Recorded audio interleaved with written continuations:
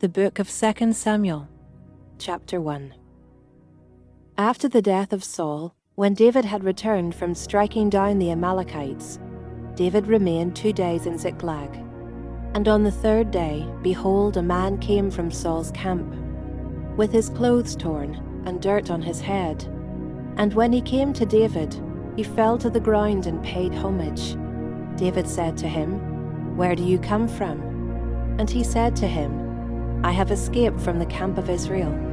And David said to him, "How did it go? Tell me." And he answered, "The people fled from the battle, and also many of the people have fallen and are dead. And Saul and his son Jonathan are also dead." Then David said to the young man who told him, "How do you know that Saul and his son Jonathan are dead?" And the young man who told him said, "By chance I happened to be in Mount Gilboa, and there was Saul leaning on his spear. And behold, the chariots and the horsemen were close upon him. And when he looked behind him, he saw me and called to me. And I answered, 'Here I am.' And he said to me, 'Who are you?' I answered him, 'I am an Amalekite.' And he said to me, 'Stand beside me and kill me, for anguish has seized me, and yet my life still lingers.' So I stood beside him and killed him, because I was sure that he could not live after he had fallen. And I took the crown that was on his head, and the armlet that was on his arm, and I have brought them here to my lord." Then David took hold of his clothes, and tore them, and so did all the men who were with him. And they mourned and wept, and fasted until evening for Saul and for Jonathan his son, and for the people of the Lord, and for the house of Israel, because they had fallen by the sword. And David said to the young man who told him, "Where do you come from?" And he answered, "I am the son of a sojourner, an Amalekite." David said to him, "How is it you are not afraid to put out your hand to destroy the Lord's anointed?" Then David called one of the young men and said, "Go execute him." And he struck him down so that he died. And David said to him, "Your blood be on your head, for your own mouth has testified against you, saying, 'I have killed the Lord's anointed.'" And David lamented with this lamentation over Saul and Jonathan his son. And he said it should be taught to the people of Judah. Behold, it is written in the book of Jashar. He said, "Your glory, O Israel, is slain on your high places. How the mighty have fallen. Tell it not in Gath, publish it not in the streets of Ashkelon, lest the daughters of the Philistines rejoice, lest the daughters of the uncircumcised exult. You mountains of Gilboa, let there be no dew or rain upon you, nor fields of offerings. For there the shield of the mighty was defiled, the shield of Saul, not anointed with oil. From the blood of the slain, from the fat of the mighty, the bow of Jonathan turned not back, and the sword of Saul returned not empty. Saul and Jonathan, beloved and lovely, in life and in death, they were not divided. They were swifter than eagles, they were stronger than lions. You daughters of Israel, weep over Saul, who clothed you luxuriously in scarlet, who put ornaments of gold on your apparel. How the mighty have fallen in the midst of the battle. Jonathan lies slain on your high places. I am distressed for you, my brother Jonathan. Very pleasant have you been to me.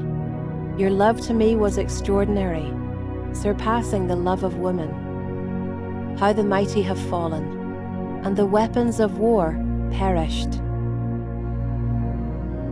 Chapter 2. After this David inquired of the Lord, "Shall I go up into any of the cities of Judah?" And the Lord said to him, "Go up." David said, "To which shall I go up?" And he said, "To Hebron." So David went up there, and his 2 wives also, Ahinoam of Jezreel, and Abigail the widow of Nabal of Carmel. And David brought up his men who were with him, every one with his household, and they lived in the towns of Hebron. And the men of Judah came, and there they anointed David king over the house of Judah. When they told David, it was the men of Jabesh Gilead who buried Saul, David sent messengers to the men of Jabesh Gilead, and said to them, "May you be blessed by the Lord, because you showed this loyalty to Saul your Lord, and buried him. Now may the Lord show steadfast love and faithfulness to you, and I will do good to you, because you have done this thing. Now therefore let your hands be strong, and be valiant, for Saul your Lord is dead, and the house of Judah has anointed me king over them." But Abner the son of Ner, commander of Saul's army, took Ishbosheth, the son of Saul, and brought him over to Mahanaim. And he made him king over Gilead, and the Asherites, and Jezreel, and Ephraim, and Benjamin, and all Israel. Ishbosheth, Saul's son, was 40 years old when he began to reign over Israel, and he reigned 2 years. But the house of Judah followed David. And the time that David was king in Hebron over the house of Judah was 7 years and 6 months. Abner the son of Ner, and the servants of Ishbosheth, the son of Saul, went out from Mahanaim to Gibeon. And Joab the son of Zeruiah, the servants of David, went out and met them at the pool of Gibeon.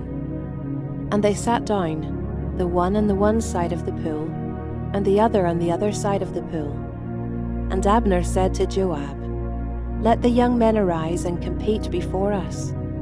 And Joab said, "Let them arise." Then they arose and passed over by number, 12 for Benjamin and Ishbosheth the son of Saul, and 12 of the servants of David. And each caught his opponent by the head and thrust his sword in his opponent's side, so they fell down together. Therefore that place was called Helkath Hazarim, which is at Gibeon. And the battle was very fierce that day, and Abner and the men of Israel were beaten before the servants of David. And the 3 sons of Zeruiah were there, Joab, Abishai, and Asahel. Now Asahel was as swift of foot as a wild gazelle.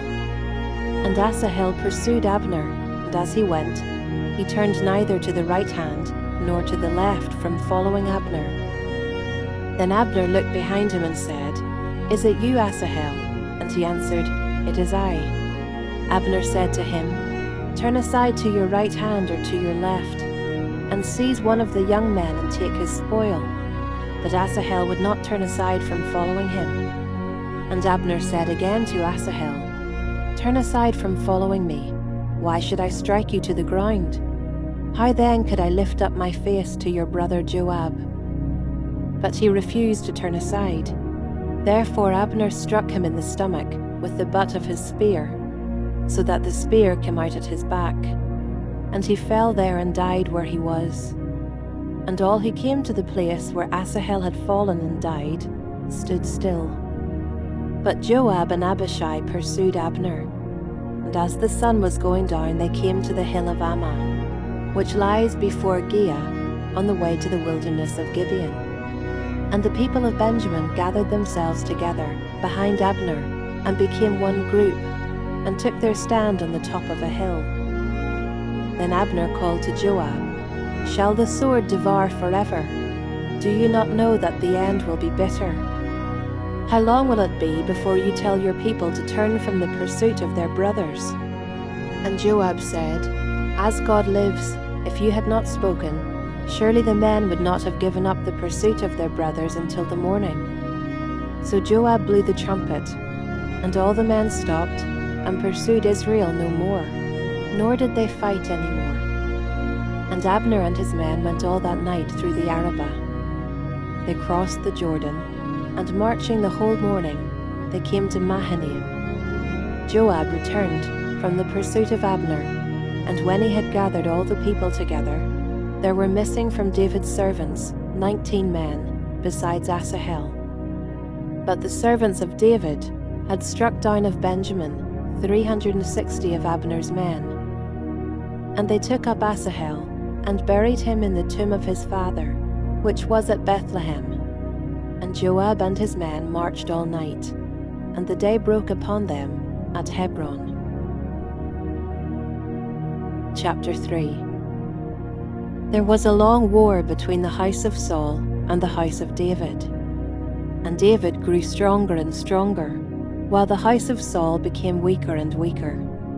And sons were born to David at Hebron. His firstborn was Amnon of Ahinoam of Jezreel, and his second, Chileab, of Abigail the widow of Nabal of Carmel, and the third, Absalom, the son of Maacah, the daughter of Talmai king of Geshur, and the fourth, Adonijah the son of Haggith, and the fifth, Shephatiah the son of Abital, and the sixth, Ithream of Eglah, David's wife. These were born to David in Hebron.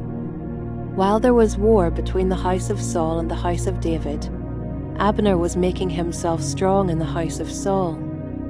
Now Saul had a concubine whose name was Rizpah, the daughter of Aiah. And Ishbosheth said to Abner, "Why have you gone in to my father's concubine?" Then Abner was very angry over the words of Ishbosheth, and said, "Am I a dog's head of Judah? To this day I keep showing steadfast love to the house of Saul your father, to his brothers, and to his friends, and have not given you into the hand of David. And yet you charge me today with a fault concerning a woman. God do so to Abner, and more also, if I do not accomplish for David what the Lord has sworn to him, to transfer the kingdom from the house of Saul, and set up the throne of David over Israel and over Judah, from Dan to Beersheba." And Ishbosheth could not answer Abner another word, because he feared him.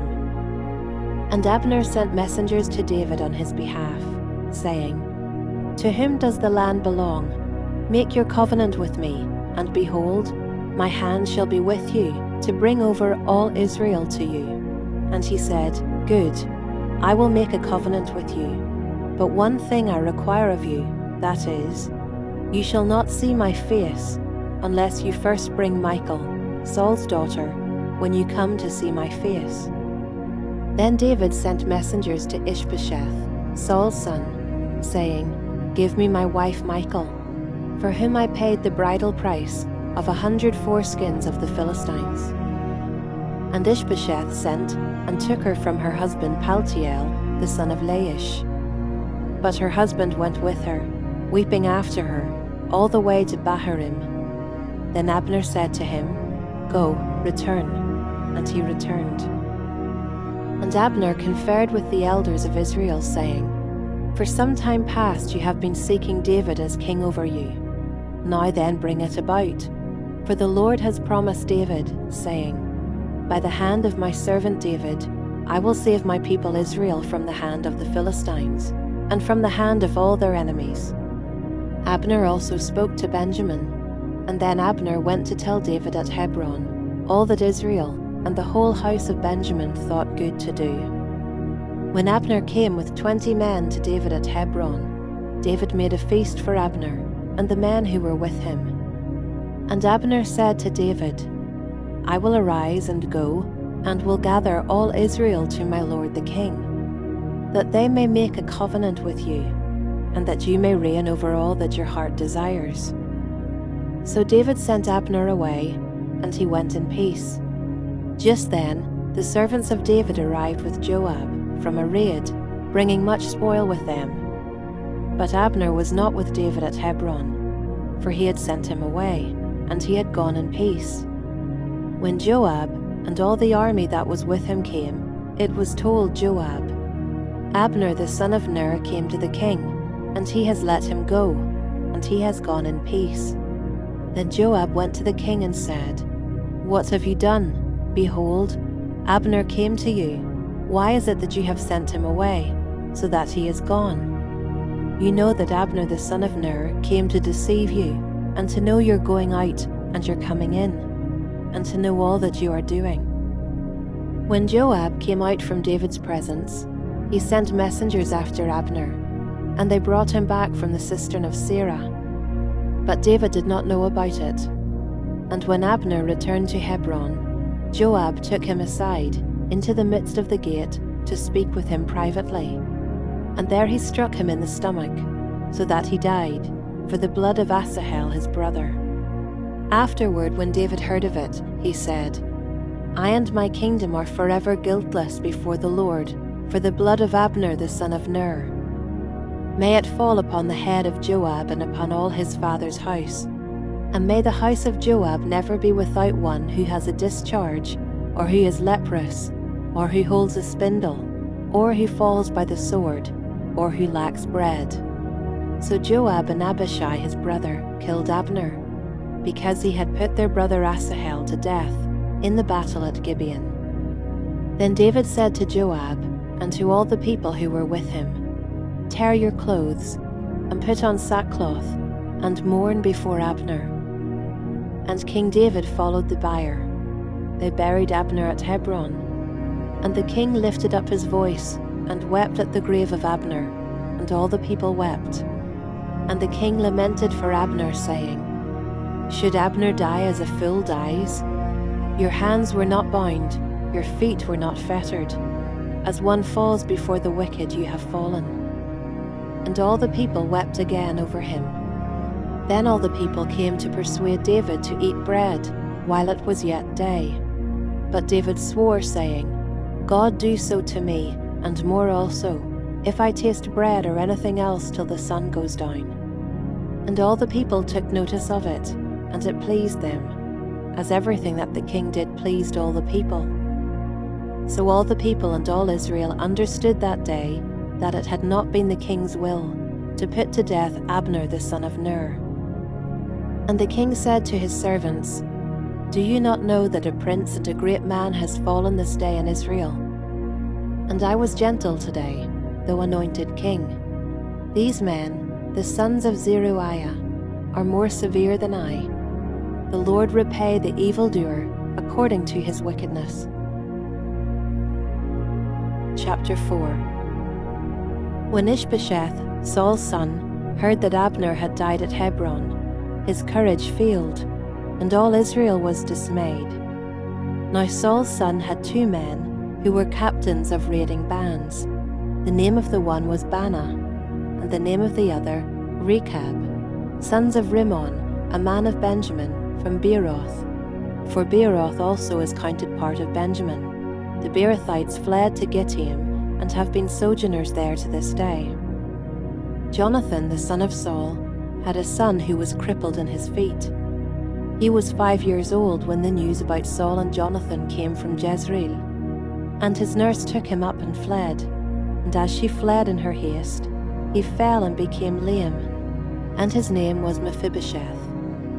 Now the sons of Rimmon the Beerothite, Rechab and Baanah, set out. And about the heat of the day they came to the house of Ishbosheth, as he was taking his noonday rest. And they came into the midst of the house, as if to get wheat, and they stabbed him in the stomach. Then Rechab and Baanah, his brother, escaped. When they came into the house, as he lay on his bed in his bedroom, they struck him, and put him to death, and beheaded him. They took his head, and went by the way of the Arabah all night, and brought the head of Ishbosheth to David at Hebron. And they said to the king, Here is the head of Ishbosheth, the son of Saul your enemy, who sought your life. The Lord has avenged my lord the king this day on Saul, and on his offspring. But David answered Rechab and Baanah his brother, the sons of Rimmon the Beerothite, As the Lord lives, who has redeemed my life out of every adversity. When one told me, Behold, Saul is dead, and thought he was bringing good news, I seized him and killed him at Ziklag, which was the reward I gave him for his news. How much more, when wicked men have killed a righteous man in his own house, on his bed, shall I not now require his blood at your hand, and destroy you from the earth? And David commanded his young men, and they killed them, and cut off their hands and feet, and hanged them beside the pool at Hebron. But they took the head of Ishbosheth, and buried it in the tomb of Abner at Hebron. Chapter 5.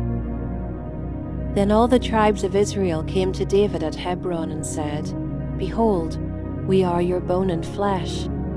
In times past, when Saul was king over us, it was you who led out and brought in Israel. And the Lord said to you, 'You shall be shepherd of my people Israel, and you shall be prince over Israel.'"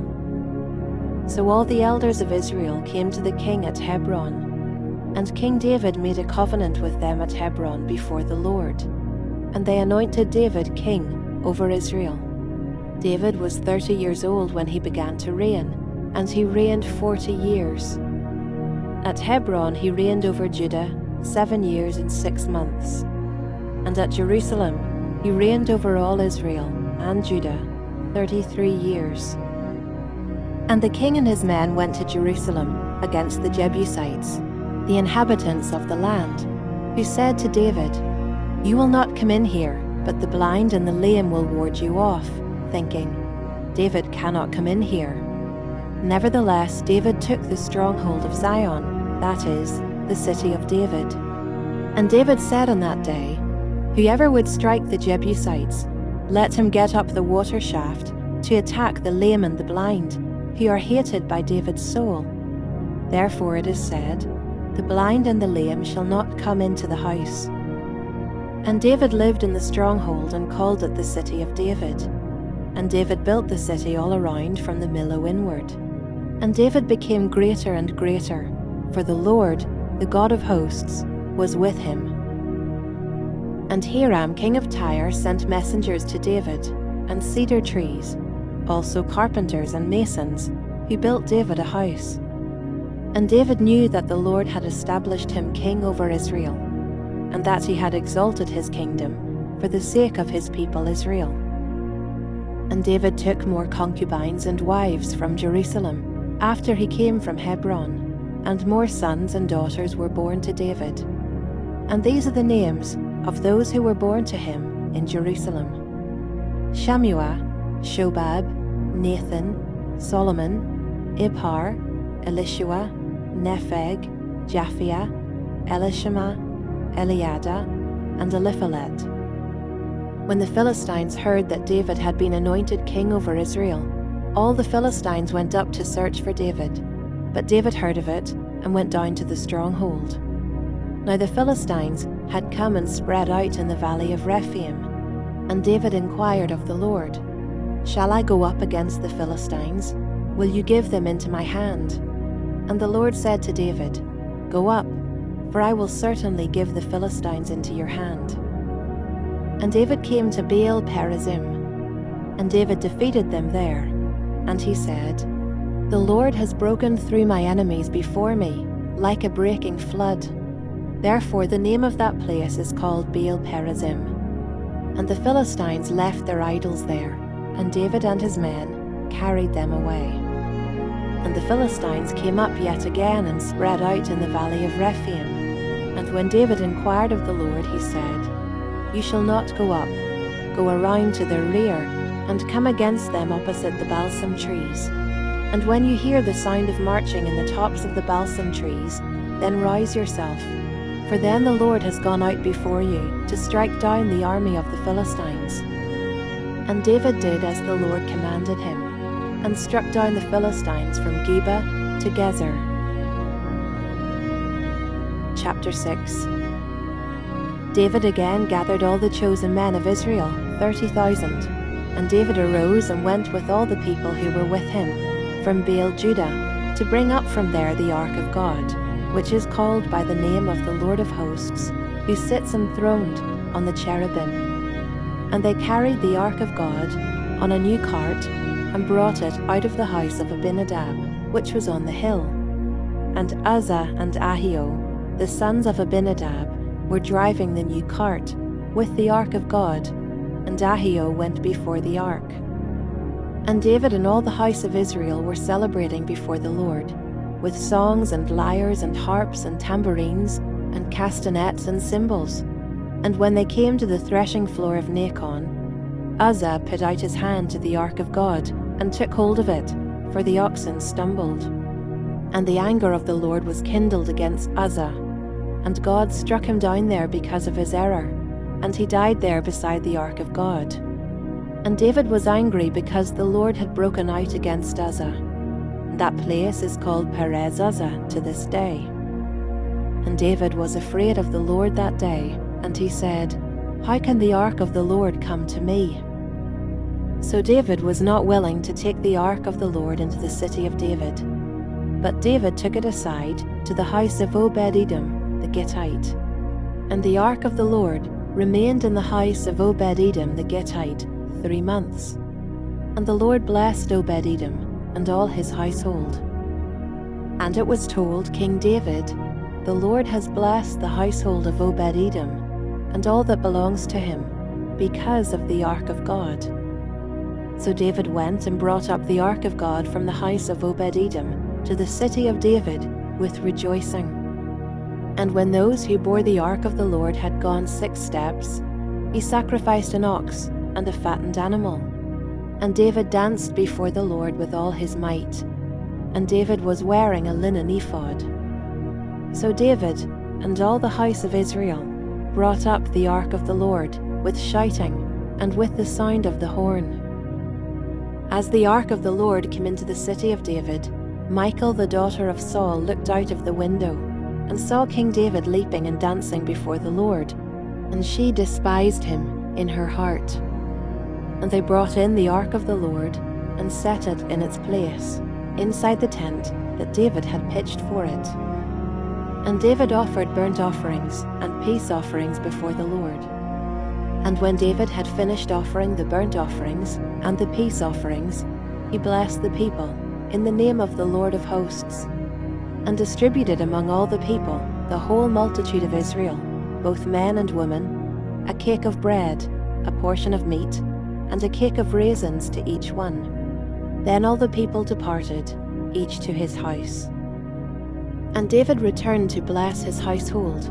But Michal the daughter of Saul came out to meet David and said, "How the king of Israel honored himself today, uncovering himself today before the eyes of his servants' female servants, as one of the vulgar fellows shamelessly uncovers himself." And David said to Michal, "It was before the Lord, who chose me above your father and above all his house, to appoint me as prince over Israel, the people of the Lord, and I will celebrate before the Lord. I will make myself yet more contemptible than this, and I will be abased in your eyes. But by the female servants of whom you have spoken, by them I shall be held in honor." And Michal the daughter of Saul had no child to the day of her death. Chapter 7. Now when the king lived in his house, and the Lord had given him rest from all his surrounding enemies, the king said to Nathan the prophet, "See now, I dwell in a house of cedar, but the ark of God dwells in a tent." And Nathan said to the king, "Go, do all that is in your heart, for the Lord is with you." But that same night the word of the Lord came to Nathan, "Go and tell my servant David, thus says the Lord, would you build me a house to dwell in? I have not lived in a house since the day I brought up the people of Israel from Egypt to this day, but I have been moving about in a tent for my dwelling. In all places where I have moved with all the people of Israel, did I speak a word with any of the judges of Israel, whom I commanded to shepherd my people Israel, saying, Why have you not built me a house of cedar? Now therefore, thus you shall say to my servant David, Thus says the Lord of hosts, I took you from the pasture, from following the sheep, that you should be prince over my people Israel. And I have been with you wherever you went, and have cut off all your enemies from before you. And I will make for you a great name, like the name of the great ones of the earth. And I will appoint a place for my people Israel, and will plant them, so that they may dwell in their own place, and be disturbed no more. And violent men shall afflict them no more, as formerly, from the time that I appointed judges over my people Israel.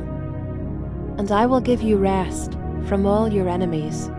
Moreover, the Lord declares to you that the Lord will make you a house. When your days are fulfilled, and you lie down with your fathers, I will raise up your offspring after you, who shall come from your body, and I will establish his kingdom. He shall build a house for my name, and I will establish the throne of his kingdom forever. I will be to him a father, and he shall be to me a son. When he commits iniquity, I will discipline him with the rod of men, with the stripes of the sons of men. But my steadfast love will not depart from him, as I took it from Saul, whom I put away from before you. And your house and your kingdom shall be made sure forever before me. Your throne shall be established forever. In accordance with all these words, and in accordance with all this vision, Nathan spoke to David. Then King David went in and sat before the Lord and said, Who am I, O Lord God, and what is my house, that ye have brought me thus far? And yet this was a small thing in your eyes, O Lord God. Ye have spoken also of your servant's house for a great while to come. And this is instruction for mankind, O Lord God. And what more can David say to you? For you know your servant, O Lord God. Because of your promise, and according to your own heart, you have brought about all this greatness, to make your servant know it. Therefore you are great, O Lord God. For there is none like you, and there is no God besides you, according to all that we have heard with our ears. And who is like your people Israel, the one nation on earth, whom God went to redeem to be his people, making himself a name, and doing for them great and awesome things, by driving out before your people, whom you redeemed for yourself from Egypt, a nation and its gods. And you established for yourself your people Israel, to be your people forever. And you, O Lord, became their God. And now, O Lord God, confirm forever the word that you have spoken, concerning your servant, and concerning his house. And do as you have spoken, and your name will be magnified forever, saying, The Lord of hosts is God over Israel. And the house of your servant David will be established before you. For you, O Lord of hosts, the God of Israel, have made this revelation to your servant, saying, I will build you a house. Therefore your servant has found courage to pray this prayer to you. And now, O Lord God, you are God, and your words are true, and you have promised this good thing to your servant. Now therefore may it please you to bless the house of your servant, so that it may continue forever before you. For you, O Lord God, have spoken, and with your blessing shall the house of your servant be blessed forever. Chapter 8. After this, David defeated the Philistines and subdued them. And David took Methegama out of the hand of the Philistines. And he defeated Moab, and he measured them with a line, making them lie down on the ground. 2 lines he measured to be put to death, and 1 full line to be spared. And the Moabites became servants to David, and brought tribute. David also defeated Hadadezer, the son of Rehob, king of Zobah, as he went to restore his power at the river Euphrates. And David took from him 1,700 horsemen, and 20,000 foot soldiers. And David hamstrung all the chariot horses, but left enough for 100 chariots. And when the Syrians of Damascus came to help Hadadezer, king of Zobah, David struck down 22,000 men of the Syrians. Then David put garrisons in Aram of Damascus, and the Syrians became servants to David and brought tribute. And the Lord gave victory to David wherever he went. And David took the shields of gold that were carried by the servants of Hadadezer, and brought them to Jerusalem. And from Beta and from Berothai, cities of Hadadezer, King David took very much bronze. When Toi, king of Hamath, heard that David had defeated the whole army of Hadadezer, Toi sent his son Joram to King David, to ask about his health, and to bless him, because he had fought against Hadadezer, and defeated him. For Hadadezer had often been at war with Toi. And Joram brought with him articles of silver, of gold, and of bronze. These also King David dedicated to the Lord, together with the silver and gold that he dedicated from all the nations he subdued, from Edom, Moab, the Ammonites, the Philistines, Amalek, and from the spoil of Hadadezer, the son of Rehob, king of Zobah. And David made a name for himself when he returned from striking down 18,000 Edomites in the Valley of Salt. Then he put garrisons in Edom. Throughout all Edom he put garrisons, and all the Edomites became David's servants. And the Lord gave victory to David wherever he went. So David reigned over all Israel, and David administered justice and equity to all his people. Joab the son of Zeruiah was over the army, and Jehoshaphat the son of Ahilud was recorder. And Zadok the son of Ahitub and Ahimelech the son of Abiathar were priests. And Seraiah was secretary, and Benaiah the son of Jehoiada was over the Cherethites and the Pelethites, and David's sons were priests. Chapter 9. And David said, Is there still anyone left of the house of Saul, that I may show him kindness for Jonathan's sake? Now there was a servant of the house of Saul, whose name was Ziba, and they called him to David. And the king said to him, Are you Ziba? And he said, I am your servant. And the king said, Is there not still someone of the house of Saul, that I may show the kindness of God to him? Ziba said to the king, There is still a son of Jonathan. He is crippled in his feet. The king said to him, Where is he? And Ziba said to the king, He is in the house of Machir, the son of Ammiel, at Lo-debar. Then King David sent and brought him from the house of Machir the son of Ammiel, at Lo-debar. And Mephibosheth, the son of Jonathan, son of Saul, came to David, and fell on his face, and paid homage.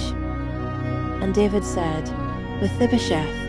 And he answered, Behold, I am your servant. And David said to him, Do not fear, for I will show you kindness for the sake of your father Jonathan, and I will restore to you all the land of Saul your father, and you shall eat at my table always. And he paid homage and said, What is your servant, that you should show regard for a dead dog such as I? Then the king called Ziba, Saul's servant, and said to him, All that belonged to Saul, and to all his house, I have given to your master's grandson.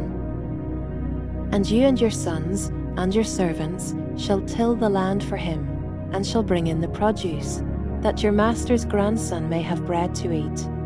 But Mephibosheth, your master's grandson, shall always eat at my table. Now Ziba had 15 sons and 20 servants. Then Ziba said to the king, According to all that my lord the king commands his servant, so will your servant do. So Mephibosheth ate at David's table, like one of the king's sons. And Mephibosheth had a young son, whose name was Micah.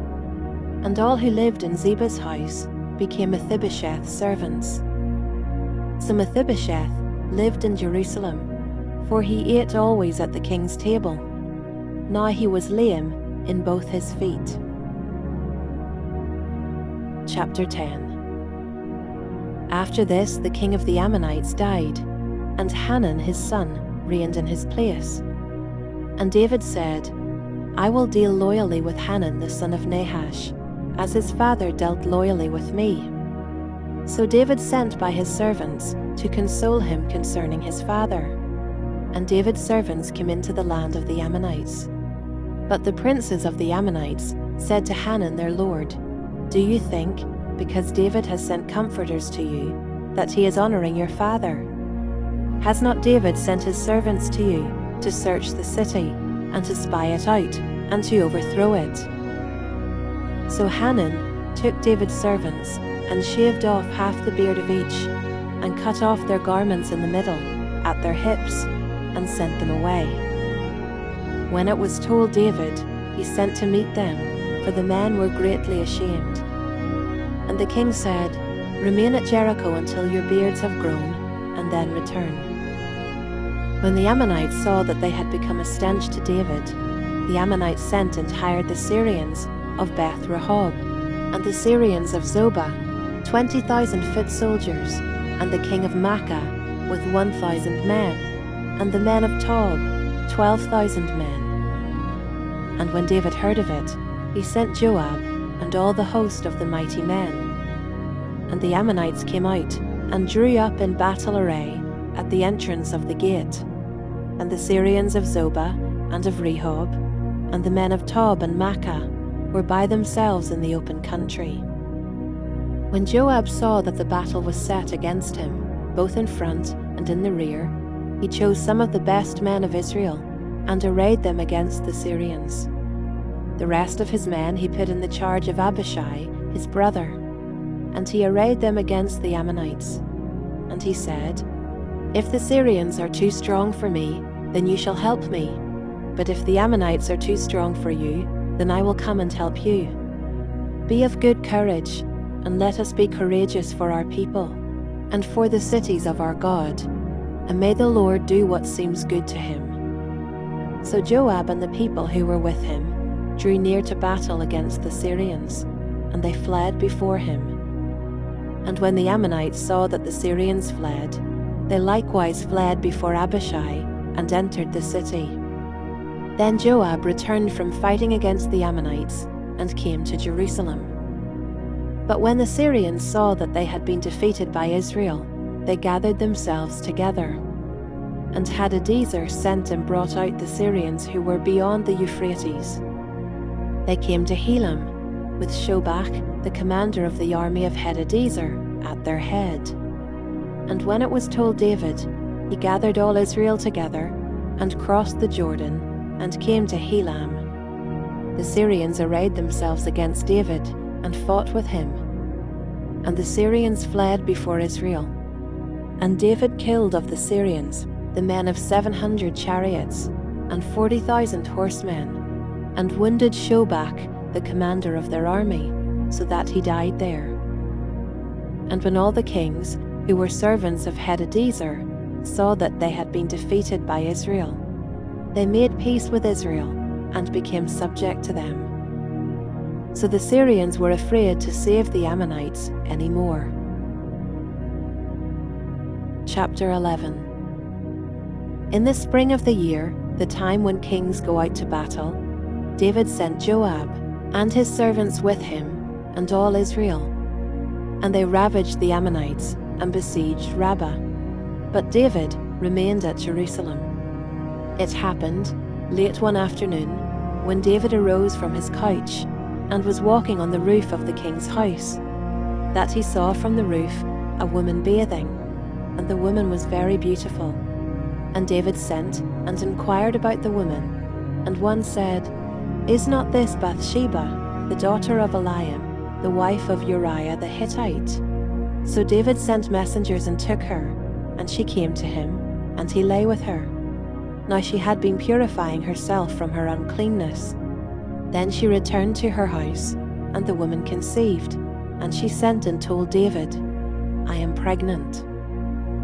So David sent word to Joab, "Send me Uriah the Hittite." And Joab sent Uriah to David. When Uriah came to him, David asked how Joab was doing, and how the people were doing, and how the war was going. Then David said to Uriah, "Go down to your house and wash your feet." And Uriah went out of the king's house, and there followed him a present from the king. But Uriah slept at the door of the king's house with all the servants of his lord, and did not go down to his house. When they told David, Uriah did not go down to his house, David said to Uriah, "Have you not come from a journey? Why did you not go down to your house?" Uriah said to David, "The ark and Israel and Judah dwell in booths, and my lord Joab and the servants of my lord are camping in the open field. Shall I then go to my house, to eat and to drink, and to lie with my wife? As you live and as your soul lives, I will not do this thing." Then David said to Uriah, "Remain here today also, and tomorrow I will send you back." So Uriah remained in Jerusalem that day and the next. And David invited him, and he ate in his presence and drank, so that he made him drunk. And in the evening he went out to lie on his couch with the servants of his lord, but he did not go down to his house. In the morning David wrote a letter to Joab, and sent it by the hand of Uriah. In the letter he wrote, "Set Uriah in the forefront of the hardest fighting, and then draw back from him, that he may be struck down and die."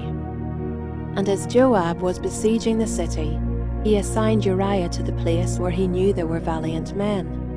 And the men of the city came out and fought with Joab. And some of the servants of David among the people fell. Uriah the Hittite also died.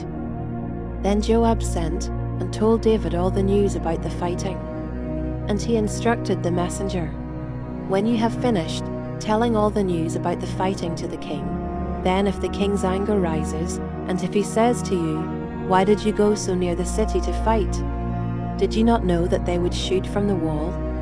Who killed Abimelech the son of Jerubbesheth? Did not a woman cast an upper millstone on him from the wall, so that he died at Thebez? Why did you go so near the wall?' Then you shall say, 'Your servant Uriah the Hittite is dead also.'" So the messenger went and came and told David all that Joab had sent him to tell. The messenger said to David, "The men gained an advantage over us, and came out against us in the field, but we drove them back to the entrance of the gate. Then the archers shot at your servants from the wall. Some of the king's servants are dead, and your servant Uriah the Hittite is dead also." David said to the messenger, "Thus shall you say to Joab, 'Do not let this matter displease you, for the sword devours now one and now another. Strengthen your attack against the city, and overthrow it, and encourage him.'" When the wife of Uriah heard that Uriah her husband was dead, she lamented over her husband. And when the mourning was over, David sent and brought her to his house, and she became his wife and bore him a son. But the thing that David had done displeased the Lord. Chapter 12. And the Lord sent Nathan to David. He came to him and said to him, "There were two men in a certain city, the one rich and the other poor. The rich man had very many flocks and herds, but the poor man had nothing but one little ewe lamb, which he had bought. And he brought it up, and it grew up with him and with his children. It used to eat of his morsel, and drink from his cup, and lie in his arms, and it was like a daughter to him. Now there came a traveler to the rich man, and he was unwilling to take one of his own flock or herd, to prepare for the guest who had come to him. But he took the poor man's lamb, and prepared it for the man who had come to him. Then David's anger was greatly kindled against the man, and he said to Nathan, "As the Lord lives, the man who has done this deserves to die, and he shall restore the lamb fourfold, because he did this thing, and because he had no pity." Nathan said to David, "You are the man. Thus says the Lord, the God of Israel, I anointed you king over Israel, and I delivered you out of the hand of Saul. And I gave you your master's house and your master's wives into your arms, and gave you the house of Israel and of Judah. And if this were too little, I would add to you as much more. Why have you despised the word of the Lord, to do what is evil in his sight? You have struck down Uriah the Hittite with the sword, and have taken his wife to be your wife, and have killed him with the sword of the Ammonites. Now therefore, the sword shall never depart from your house, because you have despised me, and have taken the wife of Uriah the Hittite to be your wife. Thus says the Lord, Behold, I will raise up evil against you out of your own house, And I will take your wives before your eyes, and give them to your neighbor, and he shall lie with your wives in the sight of this sun. For you did it secretly, but I will do this thing before all Israel, and before the sun. David said to Nathan, I have sinned against the Lord. And Nathan said to David, the Lord also has put away your sin. You shall not die. Nevertheless, because by this deed you have utterly scorned the Lord, the child who is born to you shall die. Then Nathan went to his house. And the Lord afflicted the child that Uriah's wife bore to David, and he became sick. David therefore sought God on behalf of the child. And David fasted, and went in, and lay all night on the ground. And the elders of his house stood beside him, to raise him from the ground, but he would not, nor did he eat food with them. On the 7th day the child died. And the servants of David were afraid to tell him that the child was dead, for they said, Behold, while the child was yet alive, we spoke to him, and he did not listen to us. How then can we say to him, the child is dead? He may do himself some harm. But when David saw that his servants were whispering together, David understood that the child was dead. And David said to his servants, Is the child dead? They said, He is dead. Then David arose from the earth, and washed, and anointed himself, and changed his clothes. And he went into the house of the Lord and worshipped. He then went to his own house, and when he asked, they set food before him, and he ate. Then his servant said to him, What is this thing that you have done? You fasted and wept for the child while he was alive, but when the child died, you arose and ate food. He said, While the child was still alive, I fasted and wept, for I said, Who knows whether the Lord will be gracious to me, that the child may live? But now he is dead. Why should I fast? Can I bring him back again? I shall go to him, but he will not return to me. Then David comforted his wife Bathsheba, and went in to her, and lay with her, and she bore a son. And he called his name Solomon. And the Lord loved him, and sent a message by Nathan the prophet. So he called his name Jedediah, because of the Lord. Now Joab fought against Rabbah of the Ammonites, and took the royal city. And Joab sent messengers to David and said, I have fought against Rabbah, moreover, I have taken the city of waters. Now then, gather the rest of the people together, and encamp against the city, and take it, lest I take the city, and it be called by my name. So David gathered all the people together, and went to Rabbah, and fought against it, and took it. And he took the crown of their king from his head.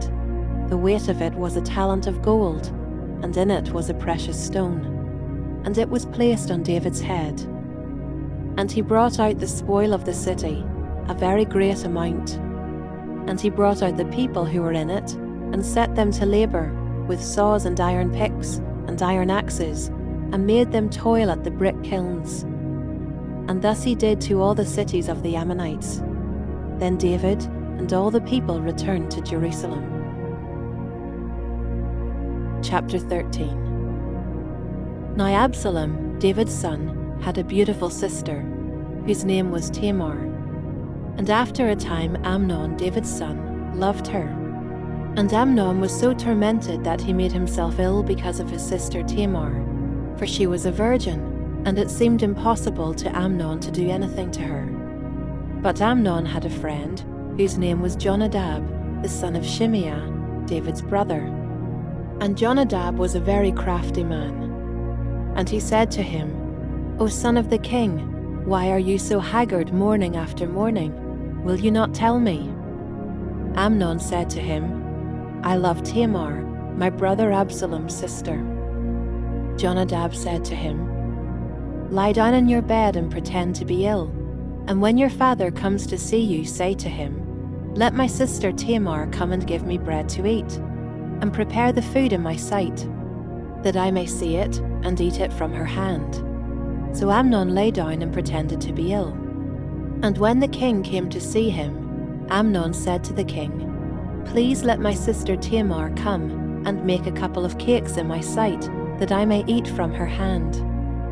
Then David sent home to Tamar, saying, "Go to your brother Amnon's house and prepare food for him." So Tamar went to her brother Amnon's house, where he was lying down. And she took dough and kneaded it, and made cakes in his sight, and baked the cakes. And she took the pan, and emptied it out before him, but he refused to eat.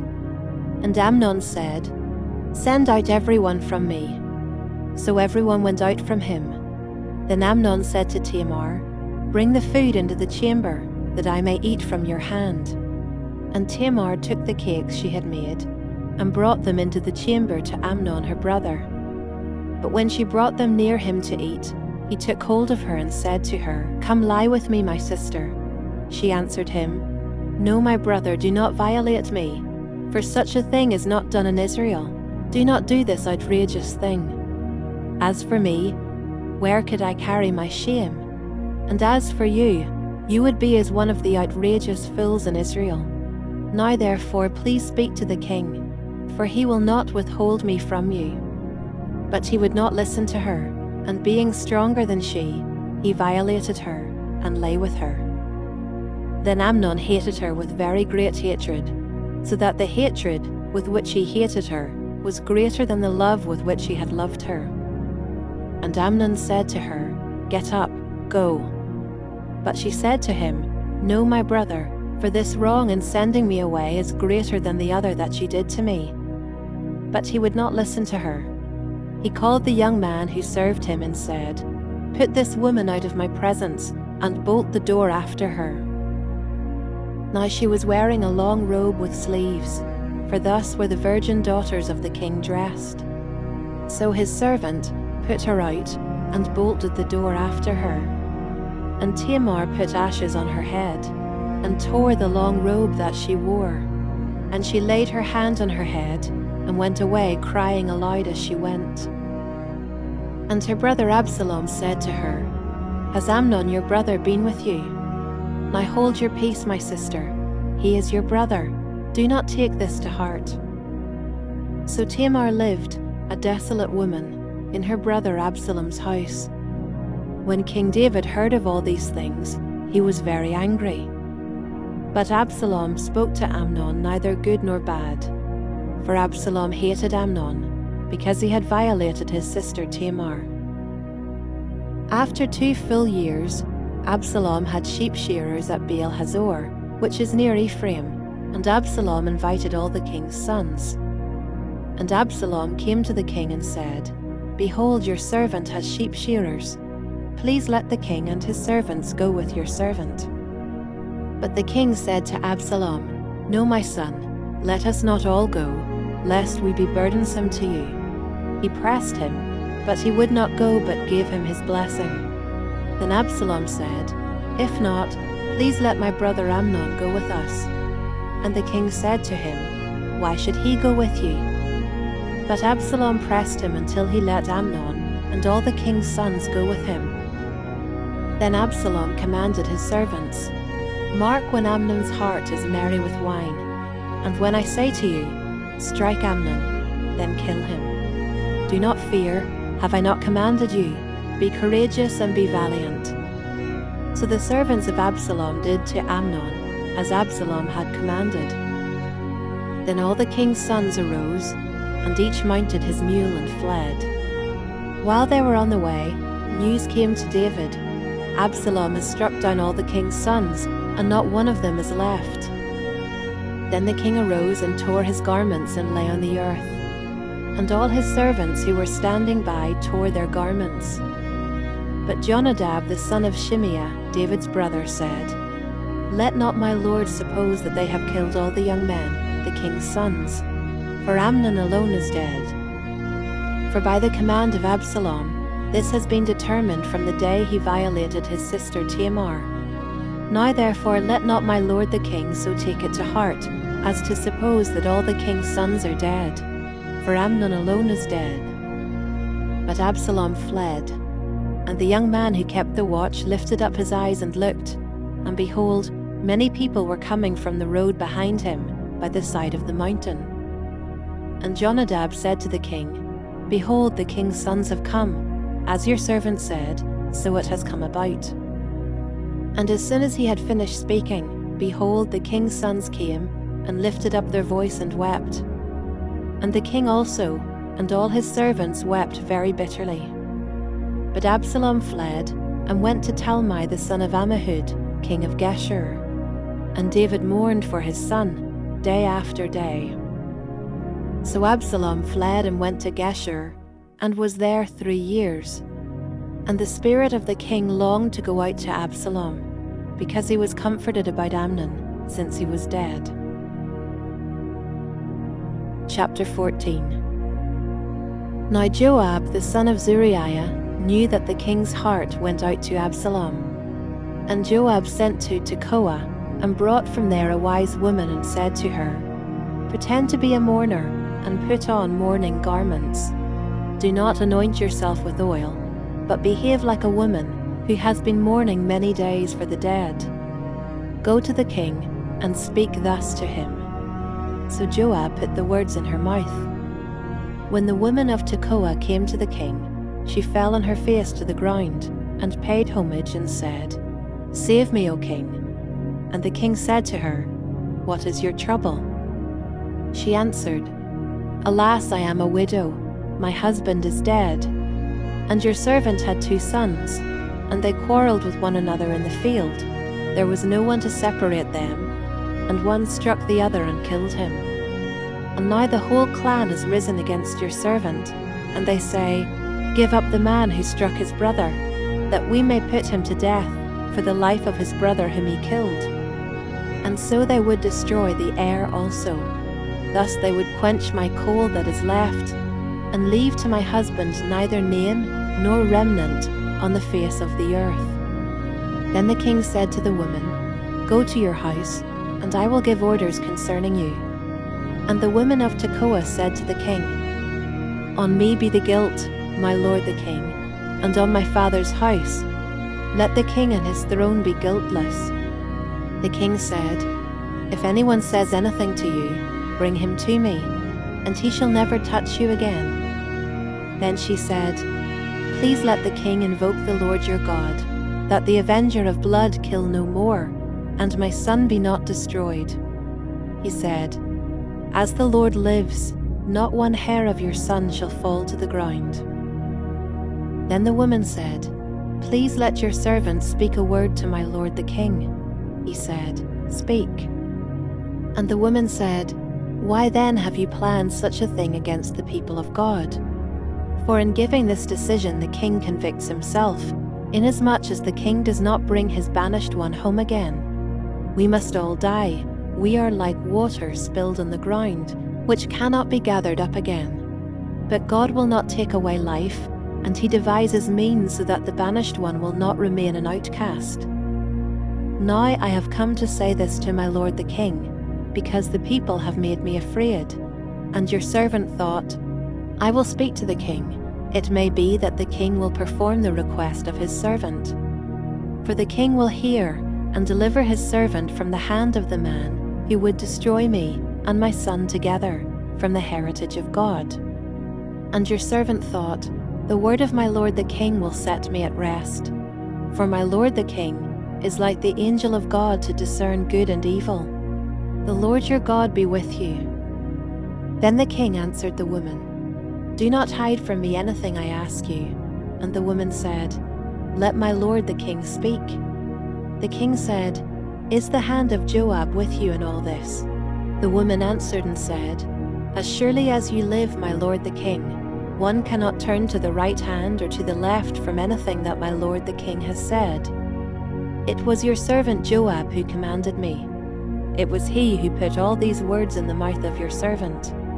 In order to change the course of things, your servant Joab did this. But my Lord has wisdom like the wisdom of the angel of God, to know all things that are on the earth. Then the king said to Joab, Behold, now I grant this. Go, bring back the young man Absalom. And Joab fell on his face to the ground and paid homage and blessed the king. And Joab said, "Today your servant knows that I have found favor in your sight, my lord the king, in that the king has granted the request of his servant." So Joab arose and went to Geshur and brought Absalom to Jerusalem. And the king said, "Let him dwell apart in his own house. He is not to come into my presence." So Absalom lived apart in his own house, and did not come into the king's presence. Now in all Israel there was no one so much to be praised for his handsome appearance as Absalom. From the sole of his foot to the crown of his head there was no blemish in him.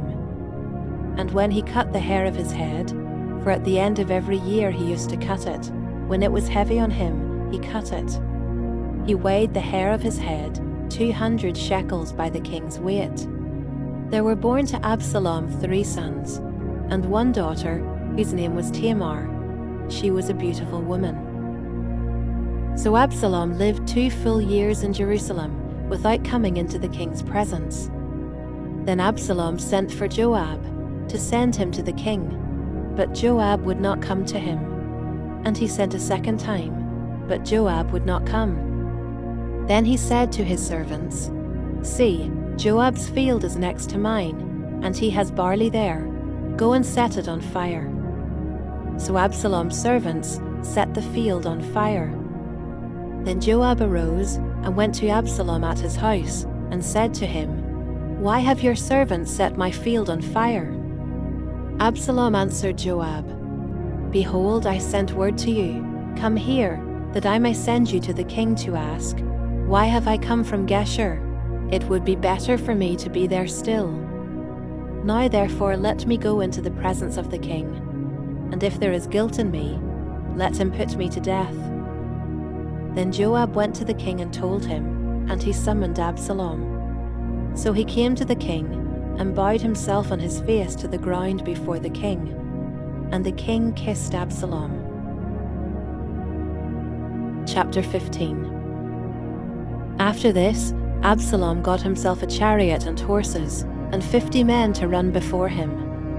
And Absalom used to rise early and stand beside the way of the gate. And when any man had a dispute to come before the king for judgment, Absalom would call to him and say, "From what city are you?" And when he said, "Your servant is of such and such a tribe in Israel," Absalom would say to him, "See, your claims are good and right, but there is no man designated by the king to hear you." Then Absalom would say, "Oh, that I were judge in the land, then every man with a dispute or cause might come to me, and I would give him justice." And whenever a man came near to pay homage to him, he would put out his hand and take hold of him and kiss him. Thus Absalom did to all of Israel who came to the king for judgment.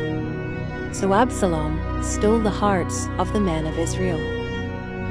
And at the end of 4 years Absalom said to the king, "Please let me go and pay my vow, which I have vowed to the Lord in Hebron.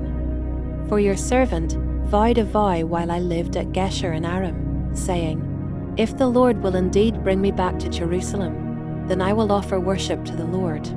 The king said to him, "Go in peace." So he arose and went to Hebron. But Absalom sent secret messengers throughout all the tribes of Israel, saying, "As soon as you hear the sound of the trumpet, then say, 'Absalom is king at Hebron.'" With Absalom went 200 men from Jerusalem who were invited guests, and they went in their innocence and knew nothing. And while Absalom was offering the sacrifices, he sent for Ahithophel the Gilonite, David's counselor, from his city Gilo. And the conspiracy grew strong, and the people with Absalom kept increasing. And a messenger came to David saying, "The hearts of the men of Israel have gone after Absalom." Then David said to all his servants who were with him at Jerusalem, "Arise and let us flee, or else there will be no escape for us from Absalom. Go quickly, lest he overtake us quickly, and bring down ruin on us, and strike the city with the edge of the sword." And the king's servants said to the king, "Behold, Your servants are ready to do whatever my lord the king decides." So the king went out, and all his household after him. And the king left 10 concubines to keep the house. And the king went out, and all the people after him. And they halted at the last house. And all his servants passed by him, and all the Cherethites, and all the Pelethites, and all the 600 Gittites who had followed him from Gath, passed on before the king. Then the king said to Ittai the Gittite, "Why do you also go with us? Go back and stay with the king, for you are a foreigner and also an exile from your home. You came only yesterday, and shall I today make you wander about with us? Since I go, I know not where.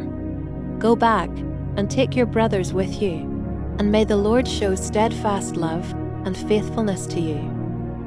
But Ittai answered the king, "As the Lord lives, and as my lord the king lives, wherever my lord the king shall be, whether for death or for life, there also will your servant be." And David said to Ittai, "Go then, pass on." So Ittai the Gittite passed on with all his men, and all the little ones who were with him. And all the land wept aloud as all the people passed by, and the king crossed the brook Kidron, and all the people passed on toward the wilderness. And Abiathar came up, and behold, Zadok came also with all the Levites, bearing the ark of the covenant of God. And they set down the ark of God until the people had all passed out of the city. Then the king said to Zadok, "Carry the ark of God back into the city. If I find favor in the eyes of the Lord, he will bring me back, and let me see both it and his dwelling place. But if he says, 'I have no pleasure in you, behold, here I am,' let him do to me what seems good to him." The king also said to Zadok the priest, "Are you not a seer? Go back to the city in peace, with your 2 sons, Ahimaaz your son, and Jonathan the son of Abiathar. See, I will wait at the fords of the wilderness, until word comes from you to inform me."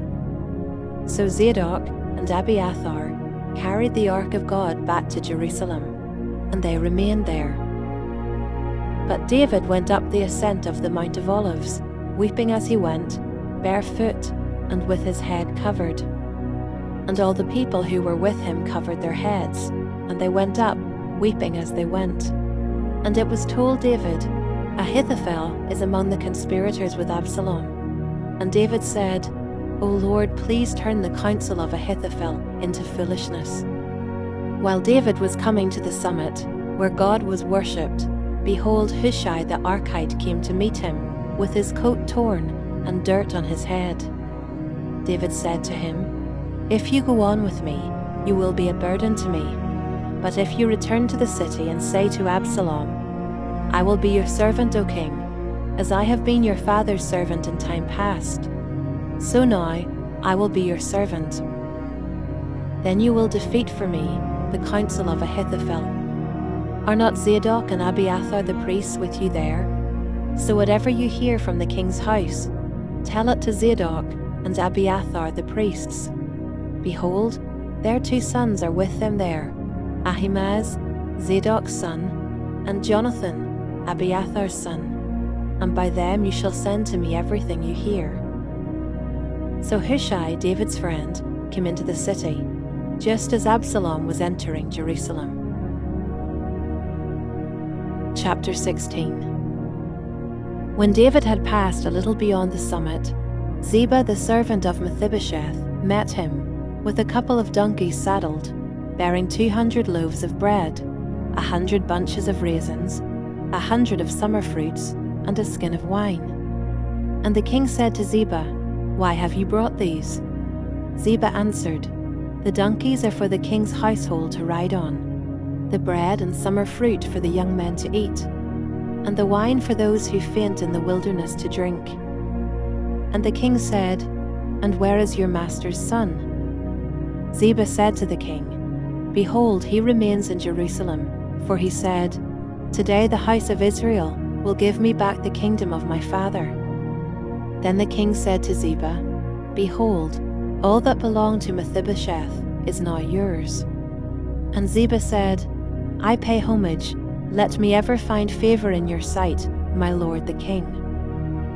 When King David came to Bahurim, there came out a man of the family of the house of Saul, whose name was Shimei, the son of Gera, and as he came he cursed continually. And he threw stones at David, and at all the servants of King David, and all the people and all the mighty men were on his right hand and on his left. And Shimei said as he cursed, Get out, you man of blood, you worthless man. The Lord has avenged on you all the blood of the house of Saul, in whose place you have reigned, and the Lord has given the kingdom into the hand of your son Absalom. See, your evil is on you, for you are a man of blood. Then Abishai the son of Zeruiah said to the king, Why should this dead dog curse my lord the king? Let me go over and take off his head. But the king said, What have I to do with you, you sons of Zeruiah? If he is cursing because the Lord has said to him, Curse David, who then shall say, Why have you done so? And David said to Abishai and to all his servants, Behold, my own son seeks my life. How much more now may this Benjaminite? Leave him alone, and let him curse, for the Lord has told him to. It may be that the Lord will look on the wrong done to me, and that the Lord will repay me with good for his cursing today. So David and his men went on the road, while Shimei went along on the hillside opposite him, and cursed as he went, and threw stones at him, and flung dust. And the king and all the people who were with him arrived weary at the Jordan, and there he refreshed himself. Now Absalom and all the people, the men of Israel, came to Jerusalem, and Ahithophel with him. And when Hushai the Archite, David's friend, came to Absalom, Hushai said to Absalom, Long live the king! Long live the king! And Absalom said to Hushai, Is this your loyalty to your friend? Why did you not go with your friend? And Hushai said to Absalom, No, for whom the Lord and this people and all the men of Israel have chosen, his I will be, and with him I will remain. And again, whom should I serve? Should it not be his son? As I have served your father, so I will serve you. Then Absalom said to Ahithophel, Give your counsel, what shall we do? Ahithophel said to Absalom, Go into your father's concubines, whom he has left to keep the house, and all Israel will hear that you have made yourself a stench to your father, and the hands of all who are with you will be strengthened. So they pitched a tent for Absalom on the roof, and Absalom went into his father's concubines in the sight of all Israel. Now in those days, the counsel that Ahithophel gave was as if one consulted the word of God. So was all the counsel of Ahithophel esteemed, both by David and by Absalom. Chapter 17. Moreover, Ahithophel said to Absalom, Let me choose 12,000 men, and I will arise and pursue David tonight. I will come upon him while he is weary and discouraged, and throw him into a panic, and all the people who are with him will flee. I will strike down only the king, and I will bring all the people back to you as a bride comes home to her husband. You seek the life of only one man, and all the people will be at peace.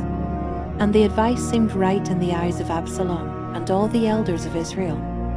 Then Absalom said, Call Hushai the Archite also, and let us hear what he has to say. And when Hushai came to Absalom, Absalom said to him, Thus has Ahithophel spoken. Shall we do as he says? If not, you speak.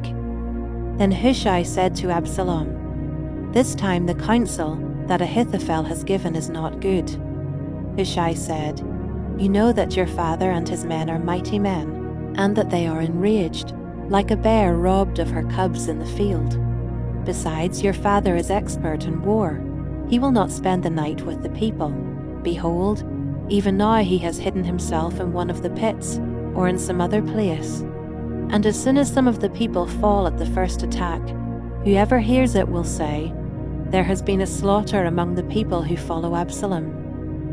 Then even the valiant man, whose heart is like the heart of a lion, will utterly melt with fear.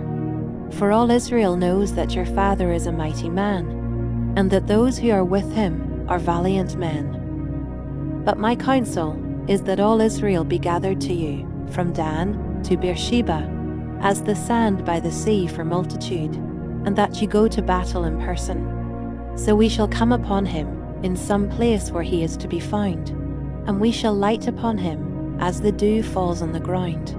And of him and all the men with him not one will be left. If he withdraws into a city, then all Israel will bring ropes to that city, and we shall drag it into the valley, until not even a pebble is to be found there. And Absalom and all the men of Israel said, The counsel of Hushai the Archite is better than the counsel of Ahithophel. For the Lord had ordained to defeat the good counsel of Ahithophel, so that the Lord might bring harm upon Absalom. Then Hushai said to Zadok and Abiathar the priests, Thus and so did Ahithophel counsel Absalom and the elders of Israel, and thus and so have I counseled. Now therefore send quickly and tell David, Do not stay tonight at the fords of the wilderness, but by all means pass over, lest the king and all the people who are with him be swallowed up. Now Jonathan and Ahimaaz were waiting at En-Rogel. A female servant was to go and tell them, and they were to go and tell King David, for they were not to be seen entering the city. But a young man saw them and told Absalom. So both of them went away quickly and came to the house of a man at Bahurim, who had a well in his courtyard. And they went down into it, and the woman took and spread a covering over the well's mouth, and scattered grain on it, and nothing was known of it. When Absalom's servants came to the woman at the house, they said, Where are Ahimaaz and Jonathan? And the woman said to them, They have gone over the brook of water. And when they had sought and could not find them, they returned to Jerusalem. After they had gone, the men came up out of the well, and went and told King David. They said to David, Arise and go quickly over the water, for thus and so has Ahithophel counseled against you. Then David arose, and all the people who were with him, and they crossed the Jordan. By daybreak, not one was left who had not crossed the Jordan. When Ahithophel saw that his counsel was not followed, he saddled his donkey and went off home to his own city. He set his house in order and hanged himself, and he died and was buried in the tomb of his father. Then David came to Mahanaim, and Absalom crossed the Jordan with all the men of Israel. Now Absalom had set Amasa over the army instead of Joab. Amasa was the son of a man named Ithra the Ishmaelite, who had married Abigail the daughter of Nahash, sister of Zeruiah, Joab's mother. And Israel and Absalom encamped in the land of Gilead. When David came to Mahanaim, Shobi the son of Nahash from Rabbah of the Ammonites, and Machir the son of Ammiel from Lo-debar, and Barzillai the Gileadite from Rogelim, brought beds, basins, and earthen vessels, wheat, barley, flour, parched grain, beans, and lentils, honey and curds, and sheep and cheese from the herd, for David and the people with him to eat. For they said, The people are hungry and weary and thirsty in the wilderness. Chapter 18. Then David mustered the men who were with him, and set over them commanders of thousands and commanders of hundreds. And David sent out the army, 1/3 under the command of Joab, 1/3 under the command of Abishai the son of Zeruiah, Joab's brother, and 1/3 under the command of Ittai the Gittite. And the king said to the men, I myself will also go out with you. But the men said, You shall not go out, for if we flee, they will not care about us. If half of us die, they will not care about us. But you are worth 10,000 of us, therefore it is better that you send us help from the city. The king said to them, Whatever seems best to you, I will do. So the king stood at the side of the gate, while all the army marched out by hundreds and by thousands. And the king ordered Joab and Abishai and Ittai, "Deal gently for my sake with the young man Absalom." And all the people heard when the king gave orders to all the commanders about Absalom. So the army went out into the field against Israel, and the battle was fought in the forest of Ephraim. And the men of Israel were defeated there by the servants of David. And the loss there was great on that day, 20,000 men. The battle spread over the face of all the country, and the forest devoured more people that day than the sword. And Absalom happened to meet the servants of David. Absalom was riding on his mule, and the mule went under the thick branches of a great oak, and his head caught fast in the oak, and he was suspended between heaven and earth, while the mule that was under him went on. And a certain man saw it and told Joab, "Behold, I saw Absalom hanging in an oak." Joab said to the man who told him, "What, you saw him? Why then did you not strike him there to the ground? I would have been glad to give you 10 pieces of silver and a belt." But the man said to Joab, "Even if I felt in my hand the weight of 1,000 pieces of silver, I would not reach out my hand against the king's son. For in our hearing the king commanded you and Abishai and Ittai, for my sake, protect the young man Absalom.